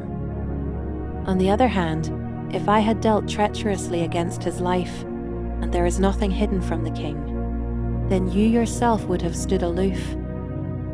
Joab said, "I will not waste time like this with you." And he took 3 javelins in his hand, and thrust them into the heart of Absalom, while he was still alive in the oak. And 10 young men, Joab's armor-bearers, surrounded Absalom, and struck him, and killed him.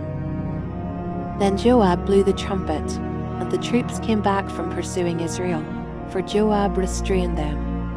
And they took Absalom, and threw him into a great pit in the forest, and raised over him a very great heap of stones. And all Israel fled every one to his own home. Now Absalom, in his lifetime, had taken and set up for himself the pillar that is in the king's valley, for he said, "I have no son to keep my name in remembrance." He called the pillar after his own name, and it is called Absalom's monument to this day. Then Ahimaaz the son of Zadok said, "Let me run and carry news to the king, that the Lord has delivered him from the hand of his enemies." And Joab said to him, "You are not to carry news today. You may carry news another day, but today you shall carry no news, because the king's son is dead." Then Joab said to the Cushite, "Go, tell the king what you have seen." The Cushite bowed before Joab and ran. Then Ahimaaz the son of Zadok said again to Joab, "Come what may, let me also run after the Cushite." And Joab said, "Why will you run, my son, seeing that you will have no reward for the news?" "Come what may," he said, "I will run." So he said to him, "Run." Then Ahimaaz ran by the way of the plain, and outran the Cushite. Now David was sitting between the 2 gates, and the watchman went up to the roof of the gate by the wall. And when he lifted up his eyes and looked, he saw a man running alone. The watchman called out and told the king, and the king said, "If he is alone, there is news in his mouth." And he drew nearer and nearer. The watchman saw another man running, and the watchman called to the gate and said, "See, another man running alone." The king said, "He also brings news." The watchman said, "I think the running of the first is like the running of Ahimaaz the son of Zadok."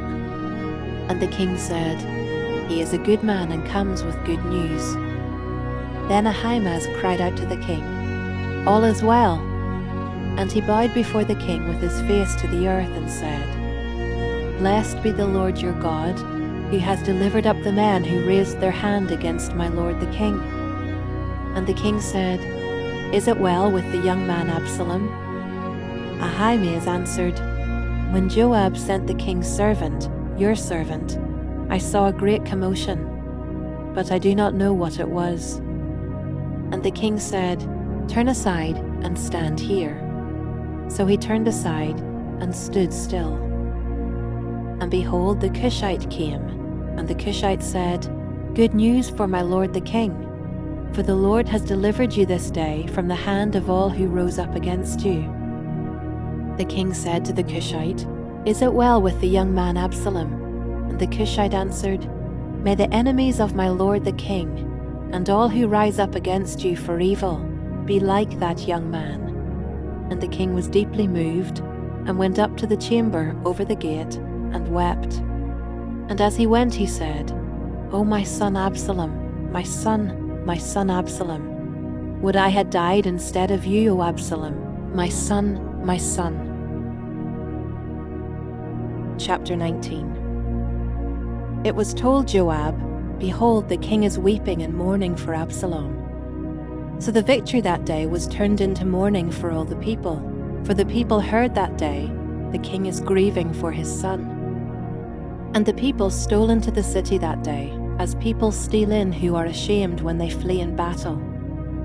The king covered his face, and the king cried with a loud voice, "O my son Absalom, O Absalom, my son, my son." Then Joab came into the house to the king and said, "You have today covered with shame the faces of all your servants, who have this day saved your life, and the lives of your sons and your daughters, and the lives of your wives and your concubines, because you love those who hate you, and hate those who love you. For you have made it clear today that commanders and servants are nothing to you. For today I know that if Absalom were alive, and all of us were dead today, then you would be pleased. Now therefore arise, go out and speak kindly to your servants. For I swear by the Lord, if you do not go, not a man will stay with you this night. And this will be worse for you than all the evil that has come upon you from your youth until now." Then the king arose and took his seat in the gate. And the people were all told, "Behold, the king is sitting in the gate." And all the people came before the king. Now Israel had fled every man to his own home, and all the people were arguing throughout all the tribes of Israel, saying, "The king delivered us from the hand of our enemies, and saved us from the hand of the Philistines, and now he has fled out of the land from Absalom. But Absalom, whom we anointed over us, is dead in battle. Now therefore, why do you say nothing about bringing the king back?" And King David sent this message to Zadok and Abiathar the priests, "Say to the elders of Judah, why should you be the last to bring the king back to his house, when the word of all Israel has come to the king? You are my brothers, you are my bone and my flesh. Why then should you be the last to bring back the king? And say to Amasa, are you not my bone and my flesh? God, do so to me and more also, if you are not commander of my army from now on in place of Joab." And he swayed the heart of all the men of Judah as one man, so that they sent word to the king, "Return, both you and all your servants." So the king came back to the Jordan, and Judah came to Gilgal to meet the king and to bring the king over the Jordan. And Shimei the son of Gera, the Benjaminite, from Bahurim, hurried to come down with the men of Judah to meet King David. And with him were 1,000 men from Benjamin, and Ziba the servant of the house of Saul, with his 15 sons and his 20 servants, rushed down to the Jordan before the king. And they crossed the ford to bring over the king's household and to do his pleasure. And Shimei the son of Gera fell down before the king, as he was about to cross the Jordan, and said to the king, "Let not my lord hold me guilty or remember how your servant did wrong on the day my lord the king left Jerusalem. Do not let the king take it to heart. For your servant knows that I have sinned. Therefore, behold, I have come this day, the first of all the house of Joseph, to come down to meet my lord the king." Abishai, the son of Zeruiah, answered, "Shall not Shimei be put to death for this, because he cursed the Lord's anointed?" But David said, "What have I to do with you, you sons of Zeruiah? that you should this day be as an adversary to me? Shall anyone be put to death in Israel this day? For do I not know that I am this day king over Israel? And the king said to Shimei, You shall not die. And the king gave him his oath. And Mephibosheth, the son of Saul, came down to meet the king. He had neither taken care of his feet, nor trimmed his beard, nor washed his clothes, from the day the king departed until the day he came back in safety. And when he came to Jerusalem to meet the king said to him, Why did you not go with me, Mephibosheth? He answered, My lord, O king, my servant deceived me, for your servant said to him, I will saddle a donkey for myself, that I may ride on it and go with the king. For your servant is lame. He has slandered your servant to my lord the king. But my lord the king is like the angel of God. Do therefore what seems good to you. For all my father's house were but men doomed to death before my lord the king. But you set your servant among those who eat at your table. What further right have I then to cry to the king? And the king said to him, Why speak any more of your affairs? I have decided, you and Ziba shall divide the land. And Mephibosheth said to the king, O let him take it all, since my lord the king has come safely home. Now Barzillai the Gileadite had come down from Rogelim, and he went on with the king to the Jordan, to escort him over the Jordan. Barzillai was a very aged man, 80 years old. He had provided the king with food while he stayed at Mahanaim, for he was a very wealthy man. And the king said to Barzillai, Come over with me, and I will provide for you with me in Jerusalem. But Barzillai said to the king, How many years have I still to live, that I should go up with the king to Jerusalem? I am this day 80 years old. Can I discern what is pleasant and what is not? Can your servant taste what he eats or what he drinks? Can I still listen to the voice of singing men and singing women? Why then should your servant be an added burden to my lord the king? Your servant will go a little way over the Jordan with the king. Why should the king repay me with such a reward? Please let your servant return, that I may die in my own city near the grave of my father and my mother. But here is your servant Kimham. Let him go over with my lord the king, and do for him whatever seems good to you. And the king answered, Kimham shall go over with me, and I will do for him whatever seems good to you, and all that you desire of me I will do for you. Then all the people went over the Jordan, and the king went over. And the king kissed Barzillai and blessed him, and he returned to his own home. The king went on to Gilgal, and Kimham went on with him. All the people of Judah, and also half the people of Israel, brought the king on his way. Then all the men of Israel came to the king and said to the king, Why have our brothers the men of Judah stolen you away, and brought the king and his household over the Jordan, and all David's men with him? All the men of Judah answered the men of Israel, Because the king is our close relative. Why then are you angry over this matter? Have we eaten at all at the king's expense, or has he given us any gift? And the men of Israel answered the men of Judah, We have 10 shares in the king, and in David also we have more than you. Why then did you despise us? Were we not the first to speak of bringing back our king? But the words of the men of Judah were fiercer than the words of the men of Israel. Chapter 20. Now there happened to be there a worthless man, whose name was Sheba, the son of Bichri, a Benjaminite. And he blew the trumpet and said, We have no portion in David, and we have no inheritance in the son of Jesse. Every man to his tents, O Israel. So all the men of Israel withdrew from David, and followed Sheba the son of Bichri. But the men of Judah followed their king steadfastly from the Jordan to Jerusalem. And David came to his house at Jerusalem. And the king took the 10 concubines whom he had left to care for the house, and put them in a house under guard, and provided for them, but did not go into them. So they were shut up until the day of their death, living as if in widowhood. Then the king said to Amasa, "Call the men of Judah together to me within 3 days, and be here yourself." So Amasa went to summon Judah, but he delayed beyond the set time that had been appointed him.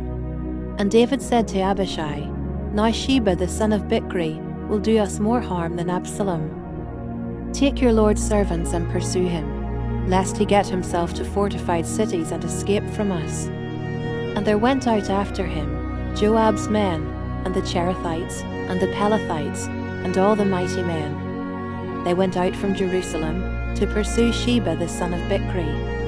When they were at the great stone that is in Gibeon, Amasa came to meet them. Now Joab was wearing a soldier's garment, and over it was a belt with a sword in its sheath fastened on his thigh. And as he went forward, it fell out. And Joab said to Amasa, "Is it well with you, my brother?" And Joab took Amasa by the beard with his right hand to kiss him. But Amasa did not observe the sword that was in Joab's hand. So Joab struck him with it in the stomach, and spilled his entrails to the ground without striking a second blow, and he died. Then Joab and Abishai his brother pursued Sheba the son of Bichri. And one of Joab's young men took his stand by Amasa and said, "Whoever favors Joab, and whoever is for David, let him follow Joab." And Amasa lay wallowing in his blood in the highway. And anyone who came by, seeing him, stopped. And when the man saw that all the people stopped, he carried Amasa out of the highway into the field, and threw a garment over him. When he was taken out of the highway, all the people went on after Joab to pursue Sheba the son of Bichri. And Sheba passed through all the tribes of Israel to Abel of Beth-makkah, and all the Bichrites assembled and followed him in. And all the men who were with Joab came and besieged him in Abel of Beth-makkah. They cast up a mound against the city, and it stood against the rampart, and they were battering the wall to throw it down. Then a wise woman called from the city, "Listen, listen, tell Joab, come here, that I may speak to you." And he came near her, and the woman said, "Are you Joab?" He answered, "I am." Then she said to him, "Listen to the words of your servant." And he answered, "I am listening." Then she said, "They used to say in former times, 'Let them but ask counsel at Abel,' and so they settled a matter. I am one of those who are peaceable and faithful in Israel. You seek to destroy a city that is a mother in Israel. Why will you swallow up the heritage of the Lord?" Joab answered, "Far be it from me, far be it, that I should swallow up or destroy. That is not true. But a man of the hill country of Ephraim, called Sheba the son of Bichri, has lifted up his hand against King David. Give up him alone, and I will withdraw from the city." And the woman said to Joab, "Behold, his head shall be thrown to you over the wall." Then the woman went to all the people in her wisdom, and they cut off the head of Sheba the son of Bichri, and threw it out to Joab. So he blew the trumpet, and they dispersed from the city, every man to his home. And Joab returned to Jerusalem, to the king. Now Joab was in command of all the army of Israel, and Benaiah the son of Jehoiada was in command of the Cherethites and the Pelethites. And Adoram was in charge of the forced labor, and Jehoshaphat the son of Ahilud was the recorder, and Sheva was secretary, and Zadok and Abiathar were priests. And Ira the Jerite was also David's priest. Chapter 21. Now there was a famine in the days of David for 3 years, year after year. And David sought the face of the Lord. And the Lord said, "There is blood guilt on Saul and on his house, because he put the Gibeonites to death." So the king called the Gibeonites and spoke to them. Now the Gibeonites were not of the people of Israel, but of the remnant of the Amorites. Although the people of Israel had sworn to spare them, Saul had sought to strike them down in his zeal for the people of Israel and Judah. And David said to the Gibeonites, "What shall I do for you? And how shall I make atonement, that you may bless the heritage of the Lord?" The Gibeonites said to him, "It is not a matter of silver or gold between us and Saul, or his house. Neither is it for us to put any man to death in Israel." And he said, "What do you say that I shall do for you?" They said to the king, "The man who consumed us and planned to destroy us, so that we should have no place in all the territory of Israel. Let 7 of his sons be given to us, so that we may hang them before the Lord at Gibeah of Saul, the chosen of the Lord." And the king said, "I will give them." But the king spared Mephibosheth, the son of Saul's son Jonathan, because of the oath of the Lord that was between them, between David and Jonathan, the son of Saul. The king took the 2 sons of Rizpah, the daughter of Aiah, whom she bore to Saul, Armoni and Mephibosheth, and the 5 sons of Merab, the daughter of Saul, whom she bore to Adriel, the son of Barzillai, the Maholathite. And he gave them into the hands of the Gibeonites, and they hanged them on the mountain before the Lord, and the 7 of them perished together. They were put to death in the first days of harvest, at the beginning of barley harvest. Then Rizpah, the daughter of Aiah, took sackcloth and spread it for herself on the rock, from the beginning of harvest until rain fell upon them from the heavens. And she did not allow the birds of the air to come upon them by day, or the beasts of the field by night. When David was told what Rizpah the daughter of Aiah, the concubine of Saul, had done, David went and took the bones of Saul and the bones of his son Jonathan from the men of Jabesh Gilead, who had stolen them from the public square of Bethshan, where the Philistines had hanged them, on the day the Philistines killed Saul on Gilboa. And he brought up from there the bones of Saul and the bones of his son Jonathan, and they gathered the bones of those who were hanged. And they buried the bones of Saul and his son Jonathan in the land of Benjamin, in Zelah, in the tomb of Kish, his father. And they did all that the king commanded, and after that, God responded to the plea for the land. There was war again between the Philistines and Israel, and David went down together with his servants, and they fought against the Philistines. And David grew weary, and Ishbi-Benob, one of the descendants of the giants, whose spear weighed 300 shekels of bronze, and who was armed with a new sword, thought to kill David. But Abishai, the son of Zeruiah, came to his aid, and attacked the Philistine, and killed him. Then David's men swore to him, "You shall no longer go out with us to battle, lest you quench the lamp of Israel." After this, there was again war with the Philistines at Gob. Then Sibbecai, the Hushathite, struck down Saph, who was one of the descendants of the giants. And there was again war with the Philistines at Gob. And Elhanan, the son of Jer-Oragim, the Bethlehemite, struck down Goliath the Gittite, the shaft of whose spear was like a weaver's beam. And there was again war at Gath, where there was a man of great stature, who had 6 fingers on each hand, and 6 toes on each foot, 24 in number, and he also was descended from the giants. And when he taunted Israel, Jonathan the son of Shimei, David's brother, struck him down. These 4 were descended from the giants in Gath, and they fell by the hand of David and by the hand of his servants. Chapter 22. And David spoke to the Lord the words of this song on the day when the Lord delivered him from the hand of all his enemies and from the hand of Saul. He said, "The Lord is my rock and my fortress and my deliverer, my God, my rock, in whom I take refuge, my shield and the horn of my salvation, my stronghold and my refuge, my Saviour, you save me from violence. I call upon the Lord, who is worthy to be praised, and I am saved from my enemies. For the waves of death encompassed me, The torrents of destruction assailed me. The cords of Sheol entangled me. The snares of death confronted me. In my distress, I called upon the Lord. To my God I called.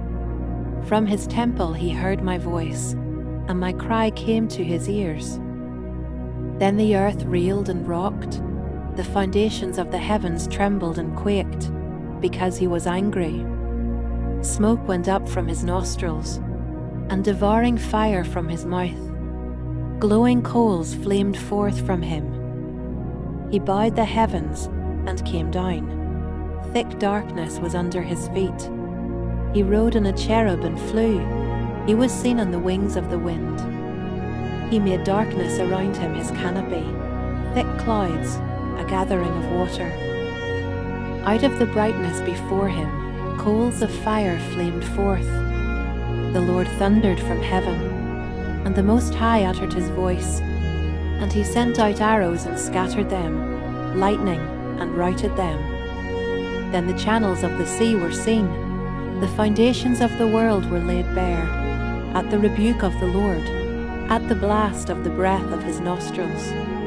He sent from on high, he took me, he drew me out of many waters. He rescued me from my strong enemy, from those who hated me, for they were too mighty for me. They confronted me in the day of my calamity, but the Lord was my support. He brought me out into a broad place. He rescued me, because he delighted in me. The Lord dealt with me according to my righteousness. According to the cleanness of my hands he rewarded me. For I have kept the ways of the Lord, and have not wickedly departed from my God. For all his rules were before me, and from his statutes I did not turn aside. I was blameless before him, and I kept myself from guilt. And the Lord has rewarded me according to my righteousness, according to my cleanness in his sight. With the merciful, you show yourself merciful. With the blameless man, you show yourself blameless. With the purified, you deal purely, and with the crooked, you make yourself seem tortuous. You save a humble people, but your eyes are on the haughty, to bring them down. For you are my lamp, O Lord, and my God lightens my darkness. For by you I can run against a troop, and by my God I can leap over a wall. This God, his way is perfect. The word of the Lord proves true. He is a shield for all those who take refuge in him. For who is God but the Lord? And who is a rock except our God? This God is my strong refuge, and has made my way blameless. He made my feet like the feet of a deer, and set me secure on the heights. He trains my hands for war, so that my arms can bend a bow of bronze. You have given me the shield of your salvation, and your gentleness made me great. You gave a wide place for my steps under me, and my feet did not slip. I pursued my enemies and destroyed them, and did not turn back until they were consumed. I consumed them, I thrust them through, so that they did not rise. They fell under my feet, for you equipped me with strength for the battle. You made those who rise against me sink under me. You made my enemies turn their backs to me, those who hated me, and I destroyed them. They looked, but there was none to save. They cried to the Lord, but he did not answer them. I beat them fine as the dust of the earth. I crushed them and stamped them down like the mire of the streets. You delivered me from strife with my people. You kept me as the head of the nations.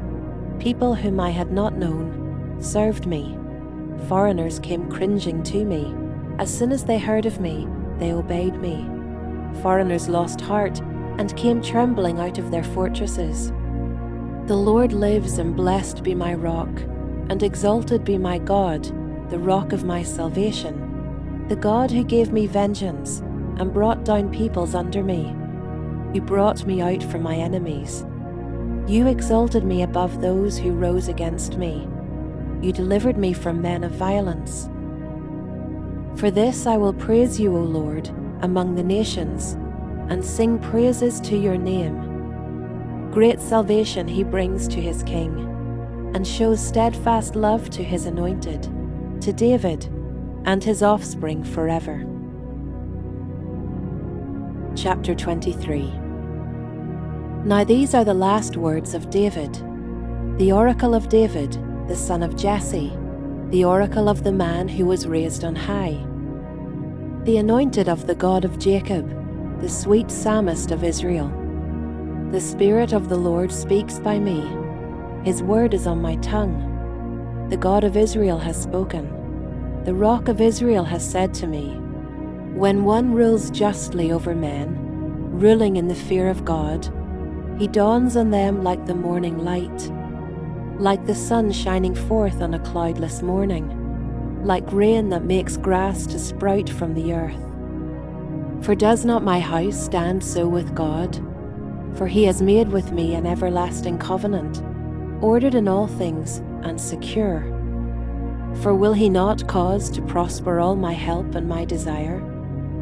But worthless men are like thorns that are thrown away, for they cannot be taken with the hand. But the man who touches them arms himself with iron and the shaft of a spear, and they are utterly consumed with fire. These are the names of the mighty men whom David had: Josheb-Basshebeth, a Tachemonite. He was chief of the three. He wielded his spear against 800 whom he killed at one time. And next to him, among the three mighty men, was Eleazar the son of Dodo, son of Ahohi. He was with David when they defied the Philistines, who were gathered there for battle, and the men of Israel withdrew. He rose and struck down the Philistines until his hand was weary, and his hand clung to the sword. And the Lord brought about a great victory that day, and the men returned after him, only to strip the slain. And next to him was Shammah, the son of Agi the Hararite. The Philistines gathered together at Lehi, where there was a plot of ground full of lentils, and the men fled from the Philistines. But he took his stand in the midst of the plot, and defended it, and struck down the Philistines, and the Lord worked a great victory. And 3 of the 30 chief men went down and came about harvest time to David at the cave of Adullam, when a band of Philistines was encamped in the valley of Rephaim. David was then in the stronghold, and the garrison of the Philistines was then at Bethlehem. And David said longingly, "Oh, that someone would give me water to drink from the well of Bethlehem that is by the gate." Then the 3 mighty men broke through the camp of the Philistines, and drew water out of the well of Bethlehem that was by the gate, and carried and brought it to David. But he would not drink of it. He poured it out to the Lord, and said, "Far be it from me, O Lord, that I should do this. Shall I drink the blood of the men who went at the risk of their lives?" Therefore he would not drink it. These things the 3 mighty men did. Now Abishai, the brother of Joab, the son of Zeruiah, was chief of the 30. And he wielded his spear against 300 men, and killed them, and won a name beside the 3. He was the most renowned of the 30, and became their commander, but he did not attain to the 3. And Benaiah the son of Jehoiada was a valiant man of Kabzeel, a doer of great deeds. He struck down 2 Ariels of Moab. He also went down and struck down a lion in a pit on a day when snow had fallen. And he struck down an Egyptian, a handsome man. The Egyptian had a spear in his hand, but Benaiah went down to him with a staff, and snatched the spear out of the Egyptian's hand, and killed him with his own spear. These things did Benaiah the son of Jehoiada, and won a name beside the 3 mighty men. He was renowned among the 30, but he did not attain to the 3. And David set him over his bodyguard. Asahel, the brother of Joab, was one of the 30.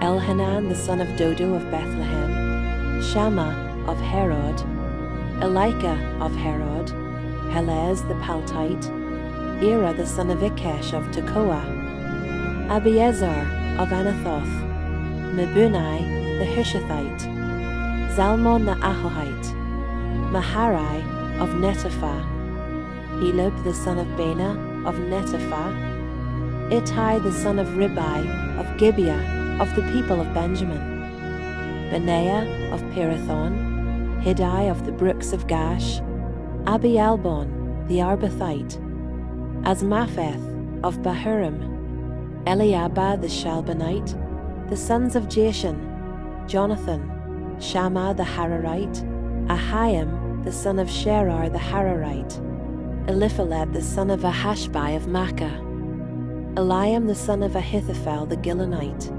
Hezro of Carmel, Parai the Arbite, Igal the son of Nathan of Zobah, Bani the Gadite, Zelek the Ammonite, Naharai of Beeroth, the armor-bearer of Joab, the son of Zeruiah, Ira the Ithrite, Gareb the Ithrite, Uriah the Hittite, 37 in all.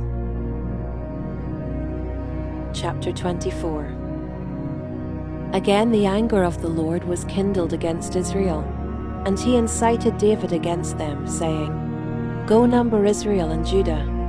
So the king said to Joab, the commander of the army, who was with him, Go through all the tribes of Israel, from Dan to Beersheba, and number the people, that I may know the number of the people. But Joab said to the king, May the Lord your God add to the people 100 times as many as they are, while the eyes of my lord the king still see it. But why does my lord the king delight in this thing? But the king's word prevailed against Joab and the commanders of the army.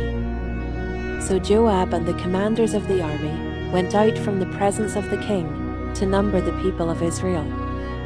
They crossed the Jordan and began from Aroer, and from the city that is in the middle of the valley, toward Gad, and on to Jazer. Then they came to Gilead, and to Kadesh in the land of the Hittites. And they came to Dan, and from Dan they went round to Sidon, and came to the fortress of Tyre, and to all the cities of the Hivites and Canaanites. And they went out to the Negeb of Judah at Beersheba. So when they had gone through all the land, they came to Jerusalem at the end of 9 months and 20 days. And Joab gave the sum of the numbering of the people to the king. In Israel there were 800,000 valiant men who drew the sword, and the men of Judah were 500,000. But David's heart struck him after he had numbered the people. And David said to the Lord, I have sinned greatly in what I have done. But now, O Lord, please take away the iniquity of your servant, for I have done very foolishly. And when David arose in the morning, the word of the Lord came to the prophet Gad, David's seer, saying, Go and say to David, Thus says the Lord, 3 things I offer you. Choose one of them, that I may do it to you. So Gad came to David and told him, and said to him, Shall 3 years of famine come to you in your land? Or will you flee 3 months before your foes, while they pursue you? Or shall there be 3 days' pestilence in your land? Now consider, and decide what answer I shall return to him who sent me. Then David said to Gad, I am in great distress. Let us fall into the hand of the Lord, for his mercy is great. But let me not fall into the hand of man. So the Lord sent a pestilence on Israel from the morning until the appointed time. And there died of the people from Dan to Beersheba 70,000 men. And when the angel stretched out his hand toward Jerusalem to destroy it, the Lord relented from the calamity, and said to the angel who was working destruction among the people, It is enough, now stay your hand.